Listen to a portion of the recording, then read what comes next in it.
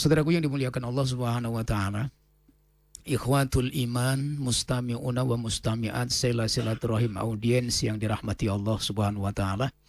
Maudhu'ul bahsi kita pada siang hari ini, topik pembahasan kaji kita daripada kelanjutan, yaitu al-mabahas haulat thariqah, yaitu pembahasan seputar tentang yaitu thariqah di dalam Islam. Maka pada kaji kita pada siang hari ini kita masuk yaitu pada pembahasan yaitu ma'rifatu dzikri la ilaha illallah inda ahli thariqati, mengenal amaliyah al-azkar wal ad'iyah, atau zikir-zikir dan doa-doa yang ianya diamalkan oleh para saudara kita, orang-orang yang dinisbatkan kepada ahlu turuk atau ahlu thariqah.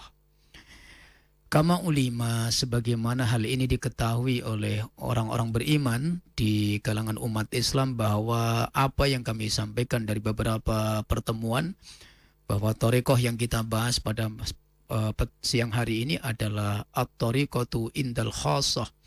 Jadi thariqah dalam pengertian yang khusus, yaitu at-thariqah bil bai'ah, at-thariqah yang ketika kita masuk disyaratkan, wa yustaratu bil bai'ati fi awwali duhuliha, yang disyaratkan ketika kita masuk dalam thariqah tersebut kita disyaratkan untuk berbai'at atau talqin. Nah, thariqah khusus ini yang kami sampaikan yang jumlahnya ada 300 lebih sesuai dengan hadis yang diriwayatkan oleh Al-Imam At-Tabrani yang dinukil oleh Al-Imam Said Abdul Wahab Asy-Sya'rani dalam kitabnya Mizan Al-Kubra.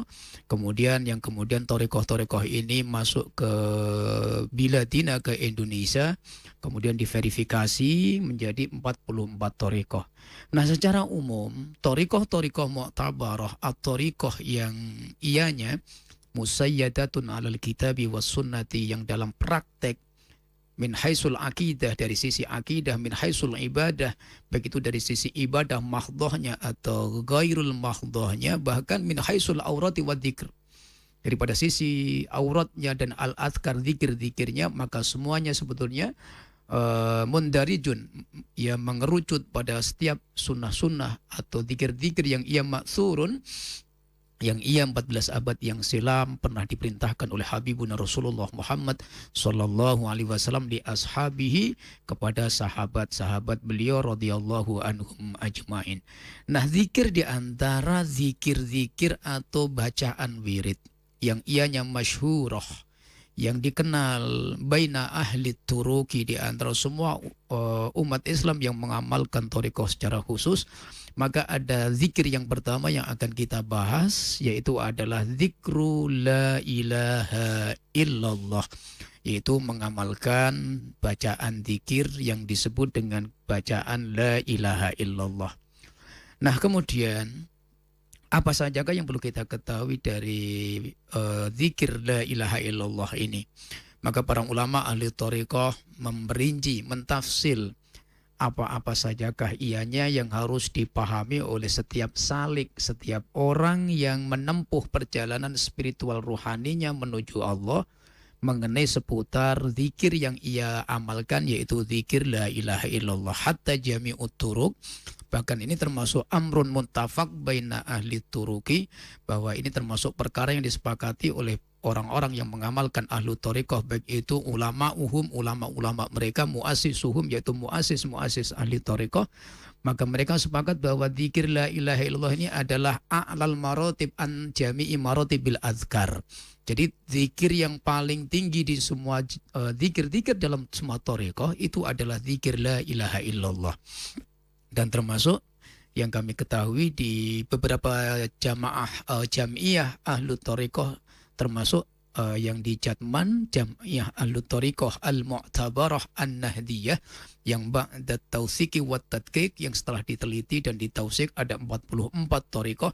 Hampir semua thariqah ini asas tarbiyahnya yaitu dibangun di atas zikir kalimat la ilaha illallah. Yang membedakan adalah cara kaifiah menzikirkannya, tetapi pada inti prakteknya setiap thariqah itu mengajarkan zikir la ilaha illallah. Termasuk di thariqah kami at-thariqah at-tijaniyah, di thariqah kami juga kami ditekankan, bahkan bukan hanya sekedar ditekankan yang tadinya perkara zikir itu sampai pada derajat sunnah, maka ketika seseorang sudah ahdul bi'at atau ahdul talqin, ketika dia masuk dalam thariqah, maka mengamalkan zikir-zikir thariqah itu naik status derajat perintahnya menjadi al-amru bimakna al-wujub. Jadi perintah-perintah dalam mengamalkan thariqah itu di dalamnya termasuk perintah mengamalkan zikir yang tadinya berzikir secara umum itu hukumnya sunnah, tapi ketika seseorang sudah masuk thariqah maka mengamalkan ada udzikri, menunaikan zikir itu menjadi al-amru bimakna al-wujub, yaitu setiap perintah yang datang dalam setiap thariqah itu yang diperintahkan oleh seorang guru kepada muridnya karena dia atas dasar bi'at tadi, maka zikir itu menjadi wajib likulli salikin, setiap orang yang bersalik, yang menempuh perjalanan suluk ruhaninya ataupun al-dhahir ma'al batin. Nah, kita masuk pembahasan apa sajakah yang harus dipahami oleh ahlu thariqah mengenai zikir la ilaha illallah. Agar la ilaha illallah ini ada taksir, ada pengaruh yang merubah dari sisi akhlak. Dengan zikir la ilaha illallah ini pelaku zikir akan mendapatkan faidah, fawaid wal manafi'. Dan di antara manfaat daripada zikir ini begitu kasratun jiddan, begitu banyak, dan kami tidak bisa menyampaikan semuanya, tetapi kami akan tartibkan at-tadrid secara berurutan sebagaimana tartibul bahsi, urutan pembahasan, supaya kita sesuai dengan pembahasan apa yang dibahas oleh para ulama ahli thariqah. Maka yang pertama yang harus kita pahami adalah makna la ilaha illallah inda ahli thariqah. Jadi seseorang ketika mengamalkan zikir la ilaha illallah, maka dalam berzikirnya ketika dia menginginkan zikir itu ada taksir, bisa muncul al-warid dari wiridnya, maka zikir itu harus disertai dengan ilmu pemahaman, pengetahuan tentang makna yang pertama yang mutadhamminatun fi hadhil kalimat, yang termuat di dalam kalimat la ilaha illallah.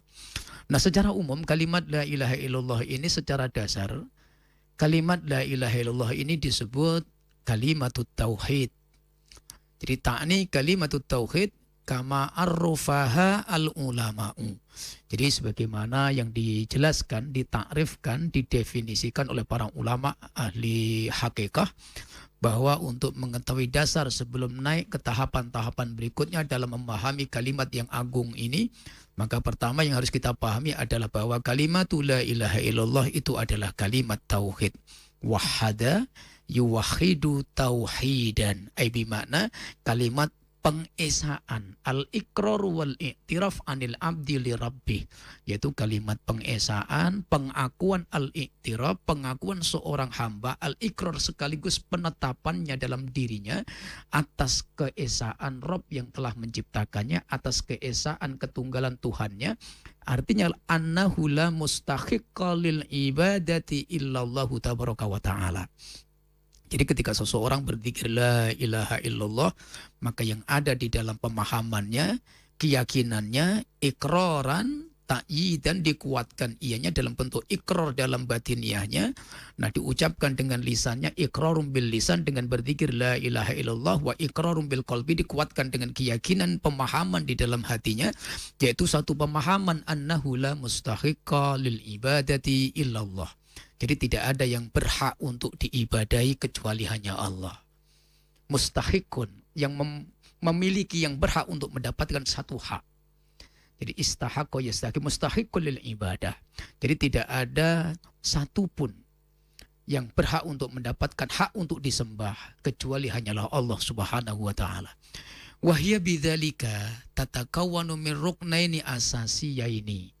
Dan untuk mendapatkan pemahaman ini bahwa seseorang itu dikatakan mentauhidkan Allah dalam zikirnya la ilaha illallah, dalam zikirnya ada nilai-nilai pengesaan terhadap wujudnya Allah, maka ia paling tidak ada dua pemahaman Jadi tatakawan min ruknaini au min ruknaini asasiyaini. Dalam berzikir la ilaha illallah ada asas, dua rukun pokok pilar. Asas itu pondasi, rukun itu pilar. Jadi ada dua pilar yang dibangun di atas dua asas dalam kalimat la ilaha illallah. Jadi dua asas pilar ini tak boleh tidak ela buddha. Ai bimakna wal al wujub, ianya harus ada di dalam ketika seseorang yang menzikirkan kalimat la ilaha illallah. Apakah dua pilar asas pokok yang ada di dalam kalimat la ilaha illallah? Huma nafyul uluhiyati al-haqqati an ghairi subhanahu wa ta'ala. Yaitu yang asas pertama yaitu adalah an-nafyu. Nafyul uluhiyah. Yaitu menafikan, meniadakan semua bentuk-bentuk Tuhan. Al-uluhiyah, meniadakan semua bentuk ketuhanan atau apapun bentuknya yang dianggap Tuhan. Jadi ditiadakan semua, tidak ada Tuhan, nafyul uluhiyah. Nah kemudian yang kedua, waruknus saniyu huwa isbatul uluhiyah al-hakikiyah lillahi tabaraka wa ta'ala duna siwa. Nah setelah kita menafikan kalam nafinya, maka kemudian kita tetapkan dalam isbat, yaitu illallah, kecuali hanya Allah. Artinya isbat ini menafikan semua bentuk Tuhan-Tuhan atau apapun bentuknya yang dianggap Tuhan oleh manusia ini. Jadi ada kalimatun nafi wa kalimatul isbat, ada ruknaini asasiyaini. Jadi dua asas pilar pokok dalam bertauhid yang menjadi landasan ahlu thariqah, maka dibangun di atas pondasi tauhid, keyakinan al-i'tiqad al-jazimu, yaitu i'tiqad yang jazim, i'tiqad yang kuat, yang sabit, yaitu di atas dua pondasi, mengakui bahwa di alam semesta ini tidak ada Tuhan apapun yang didudukkan oleh manusia di alam dunia ini kecuali hanyalah Allah Subhanahu wa taala. Al-haqqul lil uluhiyah. Jadi kalau kita bicara Allah ketuhanan, maka Allah lah Tuhan kita. Allah lah wujud Tuhan, zat yang paling berhak untuk diibadahi. Allah lah yang paling berhak wujudnya sebagai Tuhan yang dituhankan di alam semesta ini. Maka sekali lagi saya sampaikan, ahlu thariqah ini ahlu tauhid sebetulnya. Jadi kalau dikatakan ahlu Torekoh ini ahlul dolal, ahlul bidah, saya tidak sepakat. Karena kami selama belajar Torekoh ini dimanapun yang kami kaji, terutama di Torekoh kami, Torekoh At-Tijani, maka asas pondasi yang diajarkan bahkan inilah Buddha, bermakna tidak boleh tidak. Maka seorang ahlu Torekoh di dalam Torekoh ketika dia mengamalkan dzikir la ilaha illallah, maka kaji hakikatnya adalah bagaimana memahami kedudukan la ilaha illallah di dalam kehidupannya, la ilaha illallah dalam ucapannya, la ilaha illallah dalam setiap perbuatannya, la ilaha illallah dalam i'tiqad keyakinannya, semua la ilaha illallah. Dan inilah nanti yang membedakan alladzi yufraqu bainal mu'mini wal kafir. Jadi kalimat yang membedakan furqanan, yang membedakan apakah itu orang-orang beriman amhiya kufran, apakah dia ingkar kepada Allah, maka terletak pada kalimat la ilaha illallah. Maka setiap orang yang berzikir la ilaha illallah, maka ada penetapan, ada nafyu, ada isbat. Artinya dia menolak semua bentuk wujud-wujud ketuhanan yang dibuat siapapun oleh manusia ini, dan ia menetapkan hanya satu Tuhan yang paling hak untuk wujudnya dan paling berhak untuk diibadahi, yaitu Allah Subhanahu wa ta'ala. Ini yang pertama. Makna la ilaha illallah inda ahli thariqah. Jadi semua ahli thariqah sepakat bahwa pondasi dasar akidah, pondasi akidah orang-orang ahli thariqah itu adalah asasut tauhid, yaitu mengesahkan Allah, beribadah hanya kepada Allah, meyakini hanyalah kepada Allah sebagai Rabb ilahnya, tidak menyembah, tidak beribadah hanya kecuali Allah, tidak mempersembahkan ketaatan. Semua ibadahnya ia persembahkan sebaik-baik, semaksimal mungkin hanya untuk Allah Subhanahu wa ta'ala. Dan ketika dihadapkan satu ujian apapun bentuknya, maka la yasta'in, dia tidak akan minta pertolongan kecuali hanya kepada Allah Subhanahu wa ta'ala. Dan inilah akidah itu ahli sunnah wal jamaah, akidah itu ahli thariqah. Jadi akidah Ahlussunnah wal Jamaah yaitu akidahnya ahli thariqah, yang dimana ahli thariqah itu adalah orang-orang yang ditarbiyah, ditahdzib, ditarbiyah secara khusus supaya apa? Di dalam hatinya khalian an dunillah, hatinya kosong daripada selain Allah. Jadi mengosongkan hati al-khali. Jadi dia mengosongkan hatinya dari semua masih Allah. Apa-apa selain Allah maka dikeluarkan dari hatinya, maka apa yang ada dalam hatinya hanyalah Allah dan Allah dan Allah. Allah lah yang ada di dalam dirinya. Allah lah yang ada dalam hatinya. Allah lah yang ada di dalam setiap ucapannya. Allah lah yang ada dalam setiap pendengarannya. Dan inilah yang dimaksud la ilaha illallah, yang mengalir, yang memberikan asar atau taksiru la ilaha illallah fi hayatil mu'minin. Jadi kalimat yang dibaca, dizikirkan tadi, maka dia dia akan membekas. Nah, membekas inilah yang dimaksud taksir. Jadi setiap ucapan yang keluar dari zikirnya tadi, maka dia menembus relung-relung jiwanya, mengalir bersama dengan aliran darahnya, memasuki jantungnya, memasuki hatinya. Maka dalam hati seorang hamba itu ada namanya al-wi'a. Maka al-wi'a ini adalah satu tempat yang khali, yang kosong. Maka para ulama ahli tasawuf seperti Al-Imam Abdul Hamid Muhammad bin Muhammad Al-Ghazali dan yang lain, maka dalam hati manusia ini ada jauh yang dikatakan al-wi'a. Nah, wi'a ini kalau tidak diisi dengan kalimatul la ilaha illallah, maka dia akan dihuni oleh syaitan laknatullah. Karena sama-sama setan mengalir bersamaan dengan darah. Dia melintas pada jantung kita, dipompa dan dia hinggap di dalam wi'a ini. Maka ketika setan laknatullah ia ada di dalam wi'a tersebut, maka seseorang akan dikuasai oleh setan. Ucapannya seperti ucapan setan, pikirannya mengikuti keinginan setan, tindakannya mengikuti sebagaimana keinginan setan. Maka dia akan mencerminkan syaitoniahnya. Maka dengan zikir la ilaha illallah ini dia akan masuk asarnya, taksirnya dalam hati kita, maka ia akan mengeluarkan setan-setan atau sifat-sifat syaitoniyah yang ada di dalam kolbu kita. Nah, nanti seperti apa prosesnya kita lihat di keterangan berikutnya. Nah, kemudian kami lanjutkan, fala ilaha illallah. Wa amma kalimatul la ilaha, kalimatun nafi, ay bimakna nafyu kulli syai'in yu'badu min dunillah. Jadi kalimatul la ilaha ini adalah kalimat yang terjemahnya tidak ada Tuhan. Artinya meniadakan semua bentuk ketuhanan. Bimakna nafyu kulli syai'in yu'badu ala mabni majhul. Bimakna ya'budu binnas. Artinya yu'badu yang disembah. Jadi meniadakan setiap segala sesuatu yang disembah oleh manusia. Min dunillah, daripada selain Allah subhanahu wa ta'ala. Jadi selain daripada Allah ditiadakan semuanya. Dinafikan semuanya. Kemudian amma illallah, mustasnayatnya. Ada adatul istisna. Nah, kalimat adatul istina inilah kalimatul isbatnya. Untuk menetapkan isbatu jami'i anwa'il ibadati wa tawajjuhatiha lillahi tabaraka wa ta'ala wahdahuna ghairi. Artinya menetapkan bahwasanya penetapan semua bentuk keibadah, ketaatan seseorang hamba itu hanya diserahkan kepada Allah Subhanahu wa taala dan tidak ada selain kecuali hanya Allah Subhanahu wa taala. Bi makna fallahu la syarika lahu fil mulkihi wa la syarika lahu fi ibadatihi aidan. Dan Allah Subhanahu wa taala wajib kita yakini tidak ada sekutu baginya dalam kerajaannya, dalam kekuasaannya, di dalam mengaturnya ia kepada semua ciptaannya, dan tidak ada sekutu di dalam ketika kita menyembahnya. Jadi ini satu konsekuensi, satu bentuk konsekuensi khusus yang ianya dipahami sebagai konsekuensi orang-orang ahlu thariqah. Ketika dia sudah berbiat, mengambil talqin, dia masuk satu thariqah, maka selain mengikuti sunnah Rasulullah Shallallahu Alaihi Wasallam, maka dalam thariqah itu diajarkan ala tarbiyatil azkar au awidz zikri, maka diajurkan dan ditarbiyah dengan cara berzikir.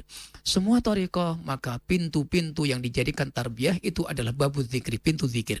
Dan di antara zikir yang paling utama, a'la jami maratibil azkar, paling tinggi derajat zikir di semua ahli thariqah itu adalah zikir la ilaha illallah.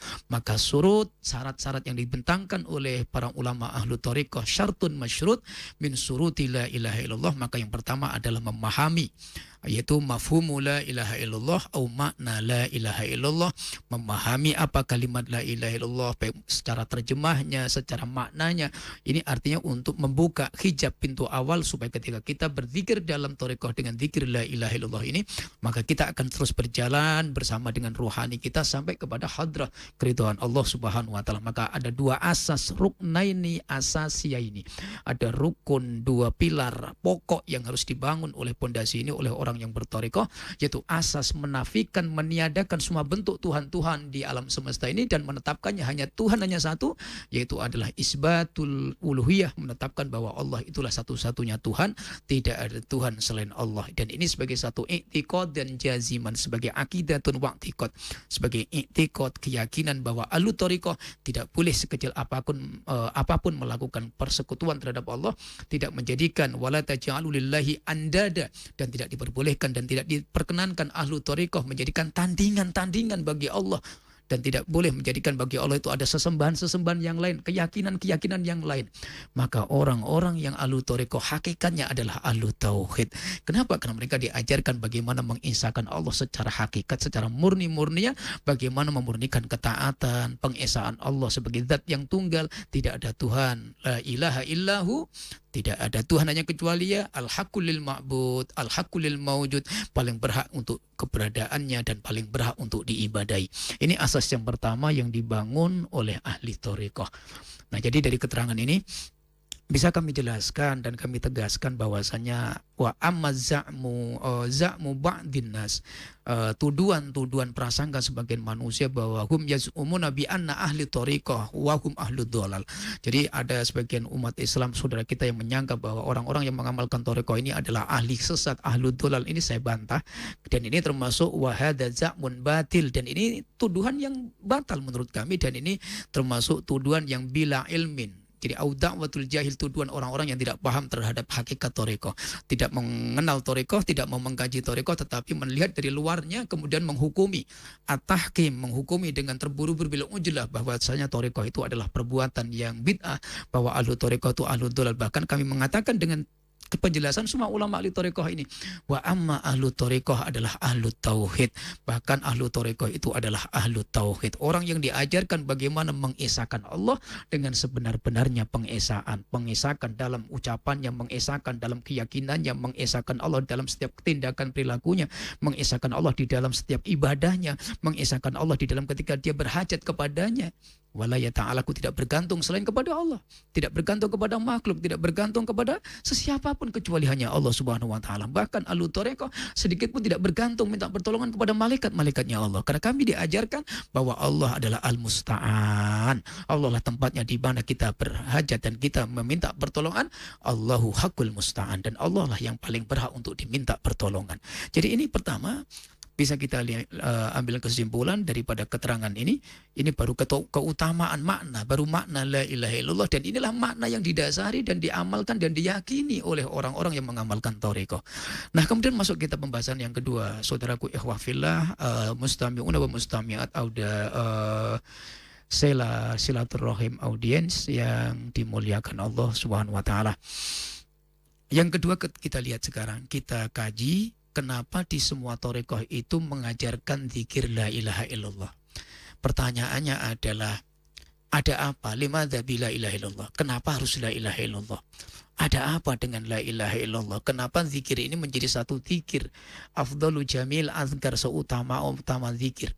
Baik itu ketika Nabi masih hidup, ketika para sahabat radhiyallahu anhum ajma'in juga mereka masih hidup, tapi tabi'in sampai ini diamalkan orang-orang yang mengambil cara khusus dengan thariqah mereka. Mereka juga tidak berlepas daripada zikir la ilaha illallah. Yang pertama, min haisul fadail. Bisa kita lihat saudaraku yang mulia dari sisi keutamaan. Kalau bicara fadailul a'mal, maka fadailu dzikrillahi la ilaha illallah ini, berzikir kalimat la ilaha illallah ini dzul fadilah. Dia memiliki dzul fadail al-maziyah al-karimah al-azimah. Dia memiliki maziyah al-khasais al-khassiyah yang ianya tidak diletakkan oleh Allah di selain zikir la ilaha illallah. Wa amma fadailu la ilaha illallah. Kita bahas berikutnya, yang kedua adalah keutamaan berzikir la ilaha illallah. Wattafaqa al-ulama. Ulama semuanya sepakat. Ahlu thariqah secara umum, ulama-ulama kita sepakat bahwa inna kalimat syahadati, maka sesungguhnya kalimat syahadat, persaksian yang berbunyi la ilaha illallah, yang masyhurun atau masyhuratun bi kalimati syahadati tauhid. Kalimat syahadat, persaksian seorang hamba terhadap Rabbnya atau Tuhannya, yang berbunyi la ilaha illallah, yang artinya tidak ada Tuhan kecuali hanya Allah Subhanahu wa taala. Sebagaimana dijelaskan oleh para ulama kita di thariqah kami, di thariqah Tijani dan semua thariqah yang kami ketahui, secara umum para ulama-ulama kita juga sepakat bahwa hiya afdhalul dzikri ba'dal Qur'anil Karim. Maka ia adalah seutama-utama zikir setelah Al-Qur'an yang mulia, dan ini sepakat para ulama. Jadi setelah kita berbicara tentang ayat Al-Qur'an, kedudukan Al-Qur'an, maka Al-Qur'an ini adalah seutama-utama kalam Allah. Maka setelah Al-Quranul Karim, maka ia adalah kalimatul la ilaha illallah. Bahkan dikatakan wahiyya asqalu syai'in fil mizan. Tidak ada sesuatu yang ketika diletakkan oleh Allah di mizan timbangan seorang hamba, yang timbangan itu bisa menjadikan begitu beratnya timbangan seorang hamba kecuali kalimat la ilaha illallah. Asqalu lil mizan. Jadi asqalu syai'in fil mizan. Jadi dosa yang begitu banyak. Ketika seseorang wafat masih membawa dosa, tetapi dia membawa kalimat la ilaha illallah di dalam wafatnya. Maka kalimat la ilaha illallah itu akan diletakkan oleh Allah, memerintahkan pada malaikatnya. Maka timbangan neraca la ilaha illallah itu diletakkan di timbangan sebelah sisinya. Maka semua itu akan lebih berat timbangan. La ilaha illallah asqalu syai'in fil mizan inda yaumil qiyamati. Nah kemudian kalimat la ilaha illallah lain dia dipahami seutama-utama zikir. Seberat-beratnya berat pemberat timbangan manusia.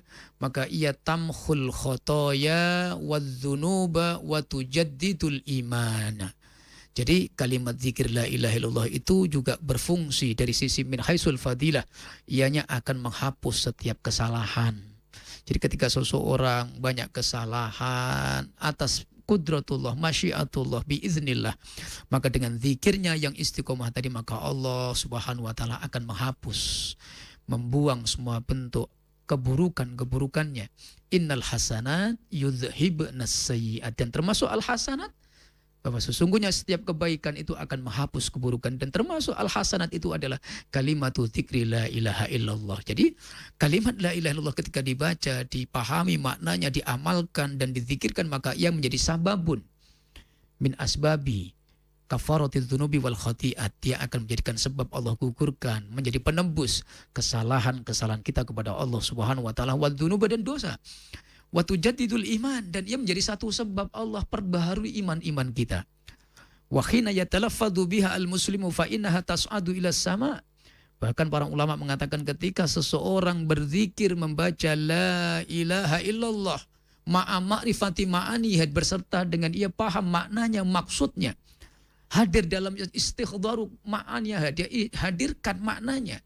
Istighdharul qalbi, hatinya hadir kepada Allah bersama dengan pemahaman arti dan maknanya. Maka kalimat zikir yang dibaca yatalaffadhu biha al-muslimu fa innaha tas'adu ila sama, maka kalimat ini akan naik sampai menghadap Allah ke ila samai. Jadi tas'adu, dia naik, asrornya naik sampai ke langit-langit Allah subhanahu wa ta'ala. Wa takshiful hijab, jadi dia menjadikan sebab Allah buka hijab-hijab penghalang bainahu wa bainallahi wa abdihi au bainal abdi wa rabbih. Jadi antara kita dengan Allah ini ada hijab. Mungkin kita terhalang daripada Allah ini karena hijab-hijab dosa kita.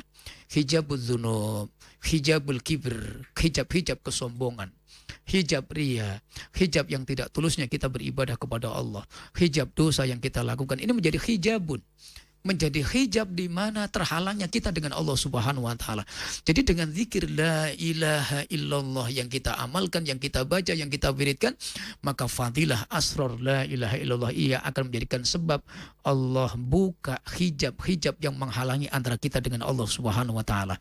Sampai kapan? Hatta taswila illallahi jalla jalaluh, sampai ke hadrat keridhaan Allah subhanahu wa ta'ala. Maka dikatakan wahya afdhalul a'mali, maka membaca zikir la ilaha illallah ini termasuk daripada seutama-utama amal. Dan ia juga merupakan perkara tahfadul muslima minasyaitonir rajim. Bahkan bacaan zikir la ilaha illallah yang dibaca seorang hamba, maka dengan bacaan la ilaha illallah rahasianya, asrornya, manfaatnya menjadikan sababun min asbabi hifdzil muslimi minasyaiton.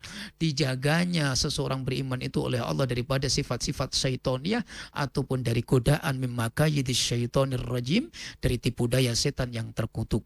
Bahkan wadudha'iful ajr wa ta'dilu itqar riqabi, Bahkan ia menjadi sebab Allah melipat gandakan pahala seorang hamba dari setiap amal-amalnya. Orang yang ahli zikir la ilaha illallah, pahala-pahalanya dilipat gandakan oleh Allah. Yang tadinya kalau dia bukan ahli zikir la ilaha illallah, dari satu amalan mungkin Allah balas 10 kali lipat. Tapi dengan kebiasaan beliau berzikir dengan zikir la ilaha illallah, maka menjadikan sababun li mudha'afatil a'mali ghairi, maka ini menjadikan sebab Allah ridho dan Allah lipat gandakan amalan-amalan yang lain di luar amalan zikirnya, yang yaitu zikir la ilaha illallah. Dan ini termasuk amalan yang fadilahnya sama dengan amaliyah seseorang memerdekakan hamba budak sahaya. Wa man qalaha mukhlishon, dan barang siapa membacanya, mengucapkannya, mengikrarkannya, menzikirkannya mukhlishon, akhlasa yukhlisu ikhlason, dengan cara ikhlas, maka orangnya dikatakan mukhlishon.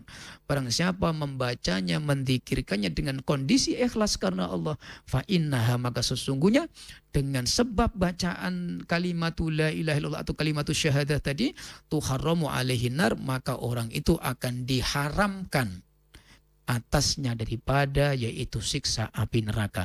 Al-idku minan nar ad-dukhulu bil jannah wal idku minan nar. Jadi dengan sebab kalimat la ilaha illallah ini, seseorang akan dimasukkan ke dalam surga dan akan dibebaskan daripada azab api neraka. Jadi ini dari sisi min haisul fadilah, min haisul maziyati wal khasiyah.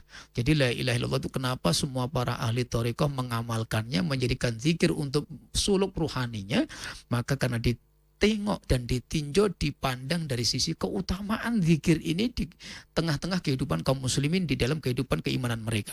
Jadi begitu banyak manafi' wal fawaid, al-asrar, al-maziyat atau al-khasais, keistimewaan yang Allah letakkan di dalam kalimat zikir la ilaha illallah. Nah, sebagaimana satu keterangan Sayyidina Abu Hurairah Abdurrahman ibnu Sakhrin radhiyallahu an, mudah-mudahan Allah meridhai kepada beliau Sayyidina Abu Hurairah, wa huwa sahabiyun jalil, seorang sahabat yang agung, aksarur ruwatil hadis, sahabat yang begitu banyak, bahkan dikatakan paling banyak meriwayatkan hadis-hadis daripada Nabi yang mulia sallallahu alaihi wasallam, yang dikenal dengan Abu Hurairah atau yang bernama asli yaitu Sayyidina Abdurrahman ibnu Sakhrin radhiyallahu an. Beliau mengatakan qala Rasulullah sallallahu alaihi wasallam an fadaili la ilaha illallah. Dia menjelaskan tentang keutamaan kalimat la ilaha illallah. Beliau menukil ucapan Nabi yang mulia sallallahu alaihi wasallam, man qala la ilaha illallah, barang siapa mengucapkan la ilaha illallah, maka ia marrotan fi kulli yaumin au mi'atu hasanatin, mi'atu marrah, 100 kali dalam setiap harinya. Jadi barang siapa yang membaca kalimat la ilaha illallah 100 kali dalam setiap harinya, maka ia dikatakan kanat lahu adla asri riqabin, maka dia akan mendapatkan pahala sebagaimana orang yang telah memerdekakan 10 budak. Wa kutibat lahu mi'atu hasanatin, maka sekaligus pada waktu itu Allah tetapkan, dicatat baginya yaitu 100 kebaikan.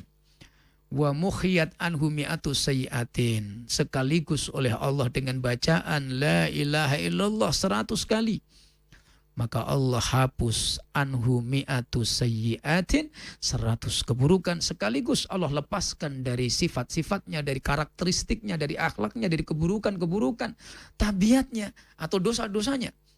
Wa kanat lahu khirzan minasyaitani, maka orang itu secara otomatis akan mendapatkan khirzan, penjagaan, tameng daripada godaan syaitan yaumahu, di setiap harinya.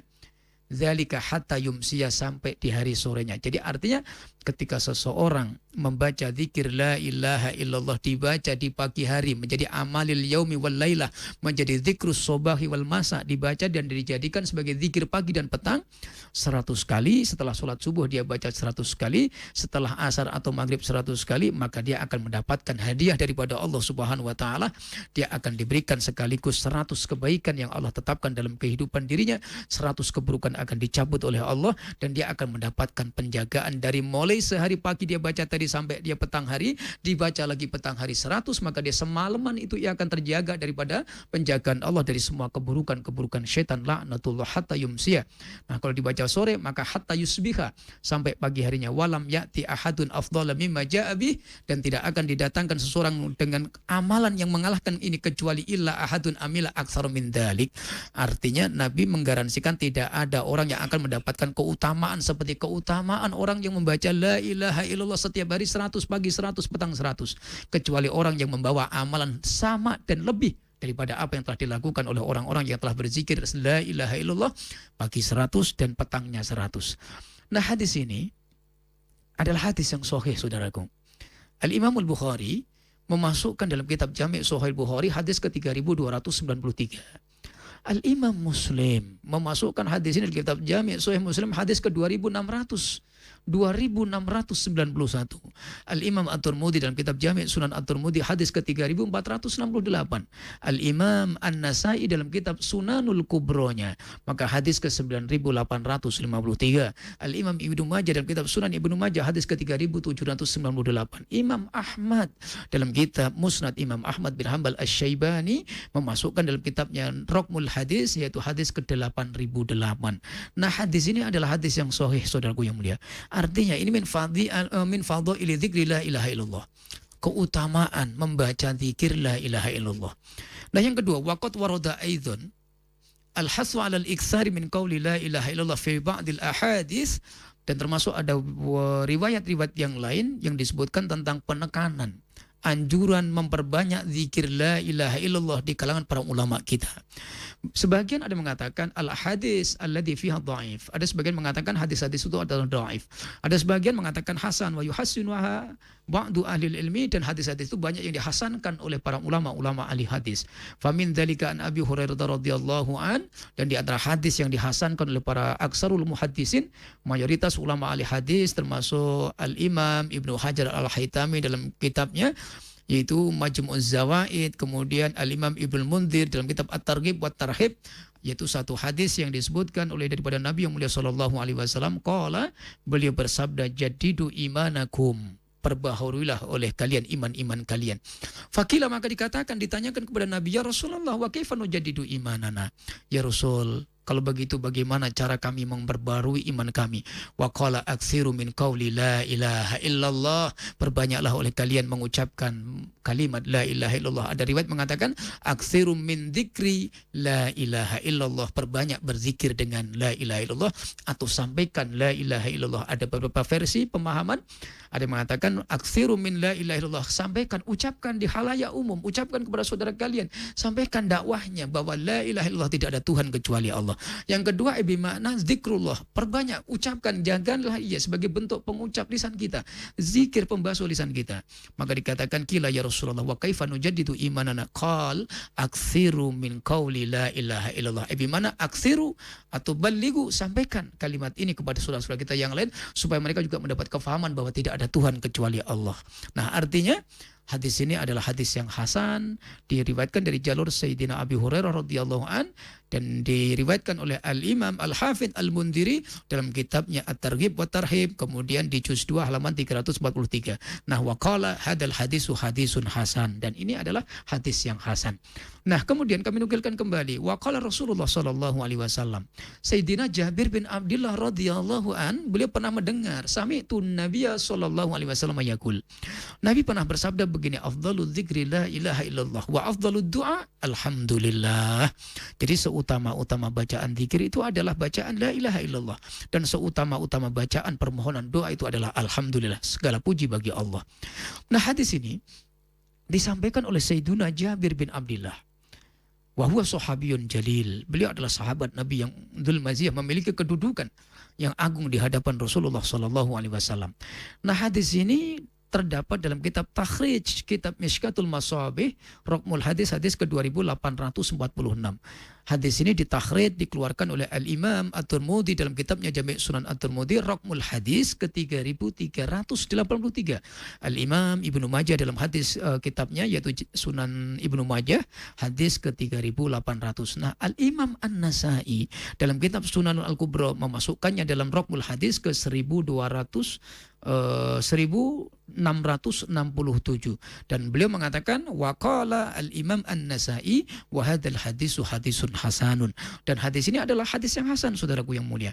Jadi hadis yang dijadikan hujjah istidlal bagi ulama-ulama secara umum atau ulama-ulama ahli thariqah ketika mereka mentarbiyah murid-murid para salik dalam thariqah itu dengan zikir la ilaha illallah.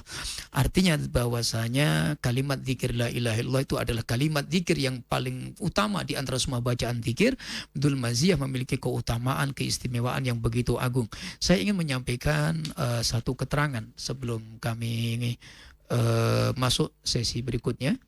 Kami sampaikan sering ditanyakan apakah permintaan, karena ada sering menyampaikan begini. Artinya kalau thariqah ini amaliyahnya adalah amaliyah yang utama, maka tentulah orang-orang yang di generasi awal akan mendahului kita. La sabaqat. Artinya orang-orang yang saudara-saudara kita yang tidak sepaham dengan manhaj ahlu thariqah, kalau memang ahlu thariqah ini adalah amaliyah yang memiliki keutamaan, tentu la sabaqat ummatun sabiqatun.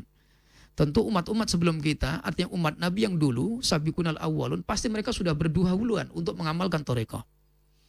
Pasti mereka lebih dahuluan daripada kita untuk mengamalkan amaliyah ini. Dan ini saya katakan hadad da'watu au hadid da'wah, atau ini adalah satu azmun atau persangkaan azmun batil. Jadi termasuk satu tuduhan yang tidak mendasar, karena sebetulnya praktek berbeat dan praktek mengambil ijazah dalam amalan ini adalah praktek amaliyah sabiqunal awwalun. 14 sahabat yang silam pernah disampaikan hal ini sudah dilakukan oleh para sahabat-sahabat Nabi yang mulia sallallahu alaihi wasallam. Kami nukilkan dalam kitab Aslu Talqinil Adhkar wal Aurat. Jadi ada seorang ulama besar di Afrika, yaitu Syekh Ibrahim Banias Al-Kaulahi At-Tijani, termasuk beliau adalah as-suyuh ulama-ulama di thariqah Tijani, dan ini juga hadis kami jumpai di keterangan kitab-kitab yang lain. Ini tentang kisah Ali bin Abi Thalib radhiyallahu an, tentang kisahnya Sayyidina Ali ketika minta ijazah kepada Nabi secara khusus. Jadi secara kita lihat asbab wurud satu hadis itu ketika disampaikan oleh Nabi itu pasti ada sebab-sebab, mayoritas ada sebabnya. Kenapa Nabi memberikan ini, itu pasti ada sebabnya. Kadang ada Nabi itu memberikan amaliyah, ijazah itu dengan umum. Nabi menganjurkan satu amaliyah itu dengan umum. Kadang juga Nabi memberikannya dengan cara khusus. Wa anna Aliyah ibna Abi Thalibin radhiyallahu an. Sa'alan Nabiya sallallahu alaihi wasallam. Suatu hari Sayyidina Ali ini pernah minta ke Nabi sallallahu alaihi wasallam, faqala, ya Rasulullah, dullani ala amalin. Ya Rasul, tunjukkan kepadaku ala aqrabi turuki ilallah. Ya Rasul, berikan aku petunjuk kepadaku satu metode, satu cara yang paling cepat untuk menyampaikan aku kepada Allah Subhanahu wa taala. Wa ashaliha indan nas, dan paling mudah diamalkan oleh hamba-hamba Allah Subhanahu wa taala. Nah, wa afdhaliha indallah, dan itu amaliyah aku ingin ya Rasul yang paling utama. Faqala Rasulullah sallallahu alaihi wasallam. Nabi menjawab, ya Aliyu alaika bimudawamati dzikrillah. Hakadza fadilatu dzikri wa kullu nasi dzakirun. Rasul menjawab permintaan menantunya, sekaligus sahabatnya, sekaligus sepupunya, ya Ali, kalau memang kau ingin yang seperti itu, satu cara jalan yang paling cepat menyampaikanmu kepada keridhaan Allah, paling mudah diamalkan, paling ringan diamalkan oleh manusia, dan paling gede, utama keagungannya di hadapan Allah. Maka apa kata Nabi? Ya Aliyu alaika bimudawamati dzikrillah. Perbanyaklah engkau berzikir kepada Allah, kata Rasulullah. Nah, Sayyidina Ali mengatakan, menjawab lagi kepada Nabi SAW, ya Rasulullah, hakadza fadilatu dzikri wa kullu nasi dzakirun. Kalau yang ini saya sudah pernah dengar ya Rasul. Jadi yang apa engkau maksudkan ini ya Rasul, saya insya Allah paham mafhum gitu. Yang saya ingin tahu kan semua manusia sudah berzikir ya Rasul. Saya berzikir, sahabat engkau yang mulia yang lain juga berzikir. Saya ingin yang beda ya Rasul begitu. Jadi mudawamatu dzikri, semua sahabat berzikir. Saya juga berzikir ya Rasul. Saya pengen yang beda, yang khosiyahnya ada gitu. Faqala Rasulullah sallallahu alaihi wasallam. Maka Nabi kemudian bersabda begini. Faqala Ali.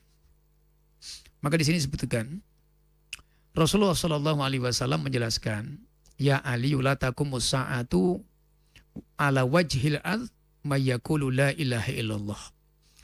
Tidaklah terjadi hari kiamat selama di alam dunia ini masih ada orang yang membaca la ilaha illallah. Artinya apa? Kalau kamu ingin mendapat ketetapan cepat, jalan yang paling cepat, kamu baca zikir la ilaha illallah. Tadi kan kamu minta, kalau amalan yang paling cepat, akrobut turuk, secepat-cepatnya toriko, metode untuk sampai kepada Allah itu adalah mudawamatu dzikri. Nah, kalau kamu ingin berzikir, maka zikir yang paling cepat lagi itu zikirnya la ilaha illallah. Karena ini zikir yang menjadi sebab Allah tidak akan rusakkan alam semesta ini selama masih ada orang yang berzikir kalimat yang agung ini. Nah, kemudian Sayyidina Ali, hal ini kemudian beliau bertanya, ya Rasulullah, jelaskan bagaimana zikirnya ya Rasulullah. Faqal ghammid ainaik wasma' minni salasa marrat. Nah, inilah yang dipahami oleh ahli thariqah. Ternyata di dalam memberikan ijazah itu ada metodologi. Di hadis ini Nabi SAW memerintahkan kepada Sayyidina Ali ketika minta diajarkan, diberikan ijazah kalimat zikir la ilaha illallah yang khusus tadi, apa kata Nabi? Ya Aliyu, ghammid ainaika, pejamkan matamu. Jadi Sayyidina Ali kemudian memejamkan mata beliau. Wasma' minni salasa marrat, kau dengarkan dariku 3 kali.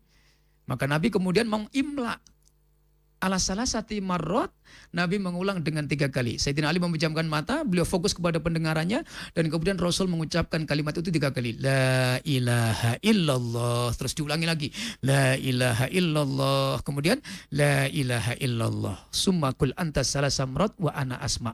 Kemudian setelah itu Nabi memerintahkan kepada Sayyidina Ali untuk membuka matanya, maka kemudian dibukalah mata beliau yang mulia, Rasulullah yang mulia, yang agung, kemudian berganti mengatakan begini, ya Ali, kemudian kul, bacalah bacaan itu 3 kali, aku ingin menyimaknya. Nah, ganti Sayyidina Ali kemudian membaca la ilaha illallah 3 kali, maka kemudian Rasul menyimaknya. Inilah yang dimaksud ijazah. Inilah yang dinamakan aslul BA. Ini yang dikatakan aslul ijazah. Jadi artinya 14 abad yang silam, sahabat itu ada yang mendapat amaliyah zikir dari Nabi, ada secara umum. Kemudian sahabat yang lain membagikan kepada yang lain. Ada yang face to face, musafahatan, mubasyaratan antara Nabi dengan sahabat yang khusus. Bagaimana kama fa'alaha Sayyidina Ali bin Abi Thalib, sebagaimana yang telah dikerjakan oleh Sayyidina Ali ketika beliau datang langsung kepada Nabi, minta cara yang khusus, diberikan amaliyah yang khusus, diberikan zikir yang khusus, dan diberikan cara. Dan bagaimana cara zikirnya Sayyidina Ali? Ketika mendapat perintah zikir pertama, Sayyidina Ali disuruh memejamkan matanya. Nah, di satu riwayat yang lain, Sayyidina Ali diperintahkan mengangkat kedua tangannya. Ini riwayat yang lainnya. Tapi di riwayat yang ini disebutkan Sayyidina Ali memejamkan mata. Ghammid, pejamkan olehmu kedua ainaika, kedua mata engkau ya Ali. Maka dipejamkan, maka Sayyidina Ali mengikuti la ilaha illallah 3 kali. Setelah itu beliau buka matanya, kemudian ucapan itu diucapkan oleh beliau, kemudian disimak oleh Nabi SAW. Nah, artinya summa qala Ali radhiyallahu an. Nah, kemudian faqala Nabi SAW, Nabi mengucapkan la ilaha illallah 3 kali. Mughmidun ainaihi rafi'an sautahu wa aliyu yasma'u. Nah, kemudian di hadis ini disebutkan dan di sarahnya juga diuraikan, Nabi kemudian setelah memerintahkan Sayyidina Ali memejamkan mata, Nabi juga memejamkan mata. Nabi memejamkan mata, kemudian rafi'an bisauti, Nabi mengencangkan suaranya. Wa aliyu yasma'u, dan Sayyidina Ali mendengarkannya. Nah, ini talqin. Summa qala Ali radhiyallahu an, la ilaha illallah salasa marrat mughmidun ainai. Nah, kemudian Sayyidina Ali gantian menirukan apa? Kama fa'alah bin Nabi sallallahu alaihi wasallam. Maka Sayyidina Ali kemudian beliau melakukan apa yang telah dicontohkan oleh Nabi sallallahu alaihi wasallam. Nah, kemudian dari sinilah kemudian hadis ini dalam kitab kami di Thariqah Tijaniyah ini diriwayatkan dari jalur pengarang kitab Shahihur Rimah. Nah, kemudian inilah mata rantainya. Sayyidina Ali bin Abi Thalib kemudian mendapat izin dari Rasulullah lakinun nas, wahai Ali, kau talkinkanlah ini sebagaimana aku mentalkinkan la ilaha illallah kepadamu, kepada setiap orang yang menghendaki amalan ini. Nah, siapa orang yang pertama kali dibimbing oleh Sayyidina Ali? Maka kemudian yang pertama yang dibimbing oleh Sayyidina Ali yaitu adalah Sayyidina Hasan. Nah, kemudian di sini disebutkan dalam satu riwayat termasuk Sayyidina Abu Ayyub Al-Ansari radhiyallahu an, kemudian para sahabat-sahabat radhiyallahu anhum ajmain, banyak yang mendapatkan talqin ini dari Sayyidina Ali turun temurun, dan inilah yang dipahami termasuk Thariqah Ba'alawiyah atau namanya Thariqah Alawiyah atau Thariqah Ba'alawi, Thariqah yang turun temurun banyak diamalkan oleh Surafah dan Sayyid, para habaib atau habib yang mereka mendapat sanad ini dari Sayyidina Ali bin Abi Thalib, dan ini kemudian diturunkan juga kepada putranya yaitu Sayyidina Muhammad Al-Hanafi, yaitu dari istri kedua setelah ba'da wafati Fatimah, setelah Sayyidina Ali ditinggal wafat oleh Sayyidah Fatimah, setelah 6 bulan wafatnya Rasulullah, Sayyidina Ali ketika menjadi khalifah beliau hijrah ke Kufah dan beliau menikah dengan Khawlah bintu Ja'far yang berketurunan orang Parsia, dan dari Khawlah bintu Ja'far lahirlah seorang anak bernama Muhammad Al-Hanafiyah, dan dari Muhammad Al-Hanafi inilah beliau mendapat talqin wirid ini, kemudian lahirlah keturunan-keturunan Sayyidina Muhammad Al-Hanafi ini sampai ke India, Bangladesh, Pakistan, dan Thariqahnya dikenal dengan Thariqah Jusfiyah atau Thariqah Jistiyah, dan ini yang diamalkan oleh saudara-saudara kita Jama'atut Tabligh yang banyak di India, Said Al-Kandahlawi atau Ahlul Kandahlawi, Said Yusuf Al-Kandahlawi, Maulana Zakaria Al-Kandahlawi, dan itu semuanya mengamalkan Thariqah Jusfiyah, dan Thariqah Jusfiyah itu mengamalkan dari Sayyidina Ali, dan cara talqinnya awalnya juga seperti yang kami sampaikan dalam hadis ini. Jadi banyak sebetulnya. Jadi artinya apa yang diamalkan oleh ahli thariqah laisat minal ahli dolal, bukan ahlul bid'ah, bukan ahli dolal, dan ini sebetulnya semuanya ada hadisnya. Cuman perspektif mengenai kedudukan hadis, ada yang menghasankan, ada yang melemahkan, ada yang mensohhikan. Ini kembali kepada marja perbedaan ulama ahli hadis dalam menyikapi sanad periwayatan dari rijalul hadisnya. Tetapi pada intinya kami di thariqah kami mengatakan hadis ini adalah qawiyus sanad, qawiyul isnad. Hadis ini adalah hadis yang kuat sanadnya dan bisa dijadikan istidlal, dalil atau hujjah di dalam memberlakukan yaitu amaliyah ahlut thariqah. Jadi demikian, sebelum kita masuk tanya jawab, sebetulnya waktunya sudah tinggal 10 menit lagi. Tapi insya Allah ini sebagai ziyadatul bayan wal bahsi, keterangan tambahan, supaya saya juga ada waktu untuk minum teh yang sudah disiapkan ini di studio, dan udah banyak makanan dan saya tak sempat ini menyicipi. Baik, demikian kami kembalikan kepada Akhnul Fadil insya Allah.